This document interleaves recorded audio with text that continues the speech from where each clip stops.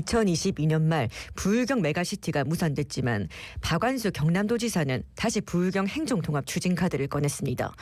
이후 울산시는 독자 노선을 밝히며 불참했고 부산과 경남은 행정통합에 공감하고 실무협의회를 구성하는 등 속도를 냈습니다. 하지만 지난해 7월 양 시도민 여론조사에서 찬성률이 30%대로 저조하게 나오자 다시 부산 경남 행정통합은 진행을 멈췄는데 현재는 어떤 상황인지 짚어보겠습니다. 예, 지방분권균형발전 부산시민연대 박재율 상임대표 전화 연결돼 있습니다. 대표님 나와 계시죠? 안녕하십니까? 네, 안녕하십니까? 예. 네. 뭐 행정통합한다고 막 했는데 지난해 7월 네. 찬성률이 30%밖에 안 되니까 그냥 수면 위로 가라앉아 있다가 대구 경북이 갑자기 행정통합한다 그러니까 우리도 해야 돼 그러면서 이제 발등에 불 떨어졌는데 다시 수면 위로 올라왔다고 하는데 뭐 이유가 있겠죠? 그렇죠. 조금 전에 말씀하신 대로 예. 행정통합 논의가 이제 그 부울경 메가시티가 곧 출범을 앞두고 좌초되면서 네. 이제 대안으로 검토를 하자라고 한 건데 그동안 이제 좀 주춤한 상태였죠. 그런데 이제 최근에 그 홍준표 대구시장이 원래 부정적이었던 분인데 네, 적극적으로 그렇죠. 대구 경북도 행정통합을 제안하면서 급속히 이제 논의가 진행되고 하니까 부산 경남도 기본적으로 행정통합의 불씨가 완전히 사라진 건 아니기 때문에 네네. 차제에 논의를 좀 더 활성화하자는 차원에서 다시 관심을 받고 이제 또 집중도를 높이고 있는 것 같습니다. 예, 그럼 부산 경남 행정통합이 처음 제기된 건 언제였습니까? 처음은 이제 그 홍준표 지사가 이제 이래 제기하기 전에 네네. 이미 부산, 울산, 경남 메가시티가 이제 상당히 숙성된 과정에서 이번 이제 민선 8기 들어와서 박완수 경남지사 또 울산시장이 모두 메가시티에서 부정적으로 언급하면서 사실은 네네. 이제 좌초됐죠. 그렇죠. 그 과정에서 이제 박완수 지사가 적극적으로 행정 통합으로 가자라고 제안을 했고 그것을 이제 부산시가 받아서 그 논의를 하자라고 해서 이제 진행이 된 것인데 울산은 이제 사실상은 행정통합에는 소극적입니다. 울산은 네네. 경주, 포항, 예. 사실은 경북 지역의 그 인근 지역과 해름 동맹이라는 예. 그쪽에 좀 더 주목을 하고 있기 때문에 현재 진행되고 있는 부산, 울산, 경남 초광역 경제 동맹 좀 느슨한 형태의 비법적인 연대 틀에는 참가하고 있지만 행정통합에는 소극적이거든요. 네네. 그래서 이제 부산 경남의 행정통합 논의가 진행이 된 것이죠. 부울경 메가시티 무산되면서 이제 책임을 묻는 여러 여론들이 있었단 말이에요. 그러면 이제 부랴부랴 박완수 경남도지사가 행정통합하겠다 이러면서 이제 박형진 네. 시장하고 얘기가 됐는데 문제는 네네. 이제 지난해 7월 찬성 여론이 30%밖에 나오지 않으면서 요거 약간 출구조사, 그러니까 출구 전략 아니냐, 그죠? 이제 더 이상 안 하는.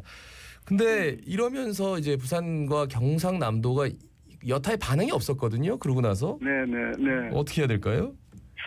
지난해입니다. 지난해 이제 5월, 6월 두 차례 이제 부산, 경남 시도민 한 4천여 명을 대상으로 조사를 했는데요. 예. 우선 그 행정통합에 대해서 들어본 적이 없다는 게 69.4%로 맞아요. 70% 나왔죠.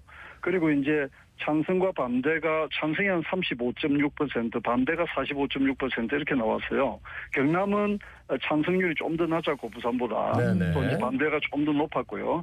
이렇게 되니까 아무래도 동력을 받기가 어렵지 않습니까? 네네. 그래서 이제 수면 위에 가라앉는 것처럼 했지만 그 불씨가 완전히 사라진 건 아니고 올해 들어와서 3월부터 부산연구원과 경남연구원이 공동으로 이 행정통합과 관련된 용역을 시작을 했습니다. 네네. 그래서 원래 올해 12월 달에 그 용역의 내용과 결과를 가지고 또 이제 시도민들한테 의견도 한번 묻고 하는 절차를 좀 밟겠다라고 좀 느슨하게 진행을 해왔죠. 네네. 예. 그런데 이제 이번에 대구 경북 행정통합 논의가 나오면서 그것을 좀 앞당겨서 9월 달에 발표를 하자라고 하고 좀 더 집중도를 가지고 논의해보자라고 최근에 이 부산시장과 경남지사가 부산에서 회동을 해서 그 발표를 했죠. 지금은 이제 그런 단계라고 정확하게 보시면 될 것 같습니다.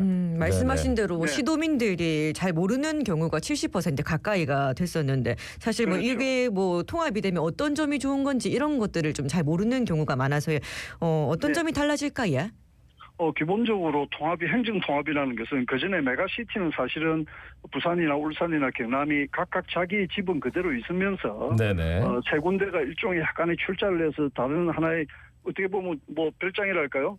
하나의 집을 가지는 건데 행정통합은 완전히 살림을 합쳐버리는 겁니다. 그렇죠. 그러니까 부산 경남의 두 집 살림이 한 집 살림이 되는 거죠. 예. 그래서 이제 기존의 부산시나 경남도라는 명칭도 단일화해야 되고 또 청사도 한 곳이 되는 것이고 네네. 단체장도 지금 시장과 도지사 두 사람인데 한 사람이 되는 것이고 의회도 이제 두 개인데 하나가 되는 것이고 완전히 단일화되는 것입니다. 네네. 행정 조직 자체가 두 개에서 하나가 되는 것이죠. 네네. 그리고 이제 행정 경계가 공식적으로 없어지니까 하나의 단일 지방자치단체가 되면서 과거에 우리가 오래되었습니다만 경마장 그 관련해서 위치와 관련해서 부산 경남이 이제 좀 갈등이 있었다든지 또 네네. 신앙 명칭이라든지 각종 중앙정부의 공모 사업에 이제 경쟁을 한다든지 이런 요소가 없어지니까 효율성이 많이 높아지고요.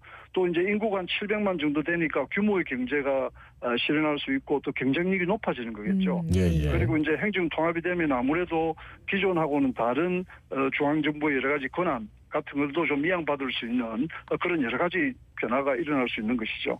일단 통합이 되면은 리더가 하나로 바뀌는 거 아닙니까? 네, 그렇습니다. 네. 그 대구 경북 행정 통합이랑 부산 경남 네. 행정 통합 이뭐 네. 좀 차이가 있습니까? 그러면? 뭐 근본적 차이는 없죠. 행정 통합이라는 건 예. 하나도 되는 것 같은 것인데요.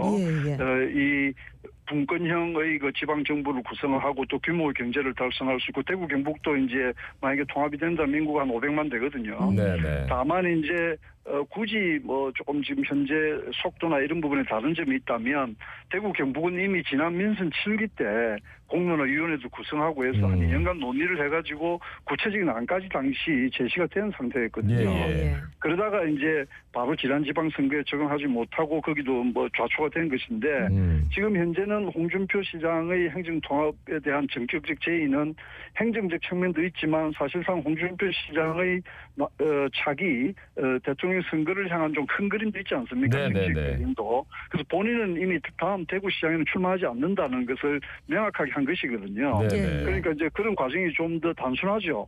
그래서 좀 더 논의가 진행될 소지가 있고 우리 부산 경남 행정 통합은 여전히 이제 울산은 미완으로 되어 있기 때문에 향후 이제 우리가 중장기적으로도 이 포괄해야 되는 것이고 네네. 그런 부분들이 좀 과제로 남아 있어서 단계적 과정이라는 점이 대구 경북과는 좀 다르게 우리가 봐야 할 것 같습니다. 예. 시장일 때는 굉장히 반대를 하셨어요. 홍 시장 같은 경우에는. 그런데 네, 그렇죠. 이제 본인의 큰 그림을 그리기 위해서는 행정통합, 내가 대통령 되면 행정통합 할게.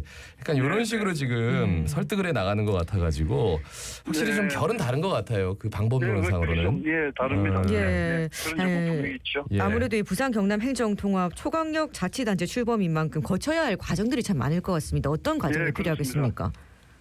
기본적으로는 뭐 현재 그 부산연구원과 울산연구원이 진행하는 이제 그 용역이 이제 9월달에 좀 발표하는 걸로 했으니까 그렇게 되면 얼마 전에 우리 부산시장과 경남지사가 회동에서도 이야기했습니다만 네네. 뭐 저도 계속 그 이야기를 했는데 민관 공론화위원회 같은 걸 구성해서 시민들의 의견을 수렴하고 공감대 확산을 하는 과정이 제일 중요한 것이죠. 네. 결국 최종적으로는 시도민들 주민투표를 통해서 추진돼야 할 것이거든요. 왜냐하면 이게 뭐 51% 정도가 찬성한다 여론조사에서 이렇게 추진할 사항이 아니지 않습니까? 예. 사실상 이게 우리가 개인적으로도 사람도 예를 들면 결혼의 비유를 하면 이게 한 집에서 같이 산다는 게 단순한 문제가 아니잖아요. 그렇죠. 상당히 지난한 과정이거든요. 그리고 이제 국회에서 현재 같으면 특별법 같은 게 또 이루어져야 됩니다. 그렇죠. 그래서 이 부분이 대구 경북은 또 대구 경북 특별법 따로 부산 경남은 부산 경남 특별법 따로 이렇게 법 체계가 가서는 바람직한 게 아니거든요. 그래서 이 특정 지역별 특별법보다는 행정 통합과 관련된 일반적인 특별법 같은 이런 것을 통해서 결국은 전국화되는 과정 이런 과정을 밟아야 진지하고 바람직한 행정 통합의 논의가 되고 또 추진도 될 것으로 생각합니다. 그러니까 돌이켜 보면 메가시티 할 때 부울경 특별연합 거의 뭐 법령에다가 그 자치 기구의 위치 뭐 이런 것들 다 얘기가 돼서 거의 뭐 이제 활용점정 눈만 그리면 되는 그런 단계였는데 지금은 사실 부산 시장과 경남 도지사가 만나서 뭐 TF팀 원래 9월에 출범하는데 7월로 땡긴 거 뭐 요 정도가 되게 대서특필 됐던데 거기에 비하면은 너무 초보적인 단계인 것 같아가지고 하지만 한 가지 좀 걸 수 있는 거는 그 뭐 대구 경북이 특별법 만든다 그러면 이 특별법을 전체를 다 아우르는 특별법을 만든다면 굉장히 빠른 속도로 뭔가 진행이 될 수도 있다 이런 생각도 드네요. 네, 그렇습니다. 네. 사실상 이 전 세계적으로 특정 광역 지역만 행정 통합을 한 경우 사례는 거의 없습니다. 예. 그래서 뭐 여러 차례 말씀드렸습니다만 그 2016년도에 프랑스가 행정 통합을 했거든요. 예. 그것도 이제 프랑스 국내 전체 한 22개의 광역시도 레지옹이라고 하는데 그것을 13개로 확대 통합했습니다. 그 인구를 한 350만에서 이제 한 500만 기준으로 확대한 것이죠. 네네. 규모 경제를 달성하고 이제 그런 사례는 있는데 그것도 이제 아시다시피 프랑스는 그 전에 이미 2000년대 초반에 헌법도 개정하고 지방 분권 인정헌법으로 이런 여러 가지 누적적 과정이 있었던 것이죠. 그리고 인근에 우리가 간사이 광역연합 이야기 많이 하는데 거기에 속해 있던 오사카시와 오사카 부의 그 통합은 주민투표가 2번이나 실패했거든요. 네, 그래서 이게 간단한 문제가 아니다. 그렇죠. 그래서 이것은 서두를 문제가 아니라 대구 경북이 한다고 해서 부산 경남도 빨리 우리가 먼저 하자 이 차원이 아니고 또 대구 경북도 대구 경북만 사실은 완전히 연방제 준하는 분권을 하고 하는 게 국가 운영 체계상 불가능하거든요. 그렇죠. 예. 네, 사실은 그러려면 헌법을 개정하지 않으면 안 됩니다. 예. 지금 헌법의 입법권이라든지 재정권은 다 법률로 국가 법률로만 하게 되어 있기 때문에 이게 분권의 핵심이 재정하고 인사조직 같은 거 아닙니까? 네네. 그렇기 때문에 지방 분권이 헌법 개정까지 연계되지 않는 행정 통합은 대단히 제한적일 수밖에 없는 거예요. 네네. 그래서 그렇겠죠. 차제의 전체 국가적인 프로그램으로 갈 수 있도록 부산 경남이 오히려 리드하고 선도하는 역할을 해야 된다. 이런 관점에서 접근하는 것이 바람직하다고 보겠습니다. 아무래도 이 부정적인 여론이 있는 만큼 가장 시급한 건 이 시도민의 공감대 확산이 아닐까 싶은데 어떻게 생각하십니까? 예. 가장 뭐 중요한 것이 그것이죠. 조금 전에 제가 말씀드렸습니다만 최종 결정은 결국 시민들과 경남도민들, 부산 시민들이 주민 투표를 통해서 이루어져야 된다. 그 전에 이 장점과 단점은 뭐며 이것을 했을 때 어떤 비전이 있고 어떤 게 우리한테 이득이 될 수 있고 또 어떤 걱정이 있다는 것을 정확하게 제시해서 충분한 공론의 과정을 거쳐서 해야 되죠. 따라서 하향식 방식이나 행정이 일방적으로 통행한다든지 정치적으로 성급하게 추진해서는 절대 안 된다. 그 시도민들이 이제 적어도 최소한 3분의 2 이상은 동의하는 이런 그 동력이 돼야 된다고 봅니다. 고맙습니다. 박재율 상임 대표였습니다. 고맙습니다. 고맙습니다. 오늘. 고맙습니다.